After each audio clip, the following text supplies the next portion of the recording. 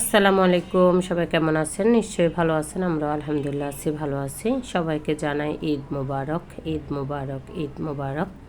রাতের বেলায় গিয়েছিলাম দুজনে চাঁদরাতে, তো একটু বাজার করতে গিয়েছিলাম, কারণ কিছু বাজার নেই, তার জন্য শুকনা যে আইটেমগুলো ছিল ওগুলাই নিয়ে আসা হয়েছে, যা যা লাগবে তা তা। তো অনেকগুলো মশলা নিয়ে আসা হয়েছে, কারণ বিরিয়ানি, হালিম এগুলাই বেশিরভাগ খাওয়া হবে, তার জন্য। তো এগুলাই কিন্তু নিয়ে আসা হয়েছে, রোস্টের মশলা যা যা লাগবে সব কিছু নিয়ে আসছি। কিছু সেমাই নিয়ে আসছি, কারণ একটু মিষ্টি মুখ করলে সবচেয়ে বেশি ভালো লাগে। সকালবেলা একটু সেমাই রান্না করব, তার জন্য। এখানে কিশমিশ নিয়ে আসা হয়েছে, অনেক কিছু নিয়ে আসছি, মশলা জাতীয় অনেক কিছু নিয়ে আসা হয়েছে, দুধ নিয়ে আসছি। তো বাচ্চাদেরও কিছু আইটেম নিয়ে আসা হয়েছে, কারণ ওরা অনেক কিছু খেতে চায়, তার জন্য। বাসায় এখন এগুলো সব কিছু শেষ হয়ে গিয়েছে, তার জন্য। তো অনেক কিছু আর তার আগেই করেছিলাম বাজার, আর কিছু টুকিটাকি বাজার ছিল ওগুলাই নিয়ে আসছি, কারণ এত বাজার লাগে মনে হয় যে প্রতি মাসে। তো এখানে কিছু বাসমতি চাল নিয়ে আসছি, দেখিয়ে বাসমতি চালগুলো কেমন হয়। আর কিছু চিনি গুঁড়া চাল নিয়ে আসছি, এগুলা দিয়ে বিরিয়ানি করলে খুব মজা হয়, তার জন্য কিন্তু এই খোলা চাউলগুলাই নিয়ে আসি। এগুলাতে বিরিয়ানিগুলো অনেক সুন্দর হয়, ঝরঝরা হয়। আর দুধ, চা পাতা এগুলো তো প্রতিদিনেরই আসলে দরকারি জিনিস, কারণ চা খাই, তার জন্য কিন্তু দুধটা বেশি লাগে। চেষ্টা করি প্রতিবারে চাঁদরাতে সব কিছু রেডি করে রাখতে, তাহলে মনে হয় যে সকালবেলা একটু কাজটা কম মনে হয়, কিন্তু এবার পারি নাই। সকাল সকাল চলে আসছি, আগে নুডলসটা করব। নুডলস করব আমি গরু মাংস দিয়ে। নুডলসটা গরু মাংস দিয়ে করলে খুব ভালো লাগে, তার সাথে ডিমও দিব, আর মুরগি ভিজিয়ে রেখেছিলাম, বিরিয়ানি করব। সকাল সকাল একটু নুডলসটা করে নিই, আর দুধ জাল করে নিয়েছি, বাচ্চাদের জন্য একটা পুডিং করব, কারণ এই মিষ্টি আইটেমগুলোর সাথে একটু ঝাল হলেও ভালো লাগবে। গরু মাংসের নুডলস করতেছি, ওরা খুবই পছন্দ করে, তো সবার জন্য একটু বেশি করে করে রাখতেছি, কেউ যদি আসে তাহলে দিতে পারবো। আর বাচ্চারাও অনেক পছন্দ করে নুডলস, তার জন্য বেশি একটু করে রাখছি। নুডলসটা করার পরে আমি কিন্তু একটু মুরগি কেটে নিচ্ছি, এটার জন্য বিরিয়ানি করব, ছোট ছোট করে পিস করে একটু বিরিয়ানি করে দিব, তাহলে বাচ্চারা মাংস আস্তে আস্তে বিরিয়ানি খেতে পারবে। তার সাথে মেয়ে একটা পুডিং করতেছে, বলছিল যে আমি একটু পুডিং করে দাও, তাহলে ভালো লাগবে, ওরাও পুডিং জিনিসটা খুব পছন্দ করে। আমি এখান দিয়ে আটা করেছিলাম, রুটি করব, কারণ চাউলের আটার রুটি তো সবাই পছন্দ করে মাংসর সাথে। এবার আমাদের গরুটা জবাই করতে করতে অনেক লেট হয়ে গিয়েছিল, তার জন্য কিন্তু অনেক লেট করেছে, সব কিছুতে মনে হয় যে কাজটাও অনেক লেট।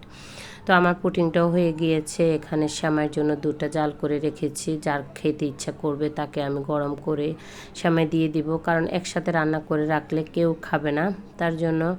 মেয়ে ছেলেটা পছন্দ করে শুধু বিরিয়ানি, তো ও অনেকবারে বিরিয়ানি খাবে, তার জন্য ও মিষ্টি আইটেম একদমই পছন্দ করে না।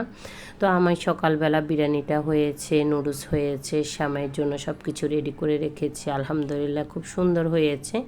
এগুলা রেডি করার পরে কিন্তু মাংস আসবে, ওগুলো আবার কাজ আছে, অনেক কাজ, কারণ এই কোরবানি ঈদের সময় অনেক কাজ থাকে।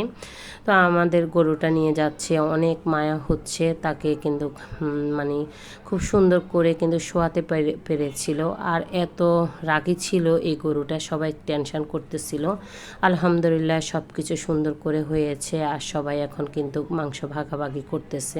বাসায় মাংস নিয়ে আসা হয়েছে, তো এখন কিন্তু কাজটাও বেড়ে গিয়েছে, সকাল থেকে কিন্তু সব কিছু করেছি, এখন আবার এগুলা নিয়েও কাজ করতে হবে। মনে হয় যে পুরাটা দিন আজকে কাজে কাজে গিয়েছে, এত কাজ করা লাগে। তো মনে হয় যে পুরা কাজ করতে করতে অস্থির হয়ে গিয়েছিলাম, এখন কিন্তু এগুলো ভাগ করতে হবে, সবাইকে দিতে হবে।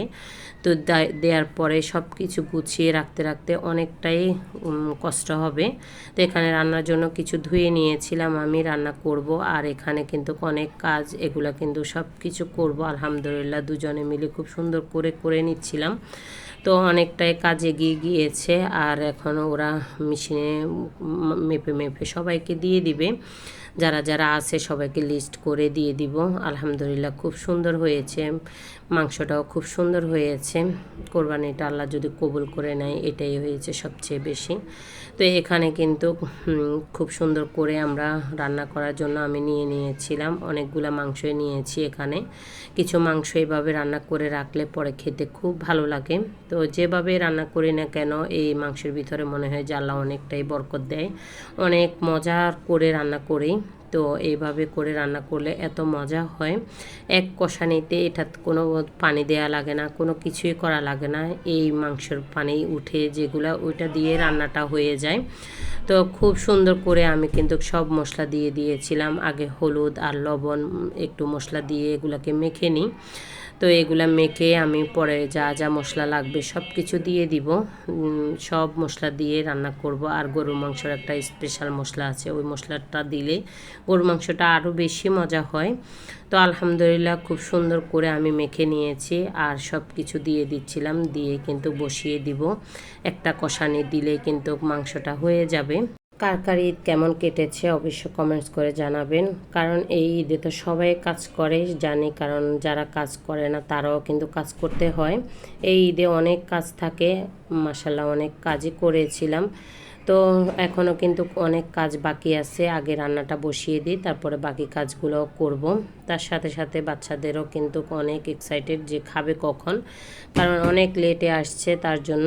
তো এখানে কিন্তু পুডিংটাও কেটে নিয়েছে, ওরা পুডিং খাচ্ছে, বলছিল যে খিদা লেগেছে। তো আজকের মতো এখানে বিদায়, সবাই ভালো থাকবেন, আসসালামু আলাইকুম।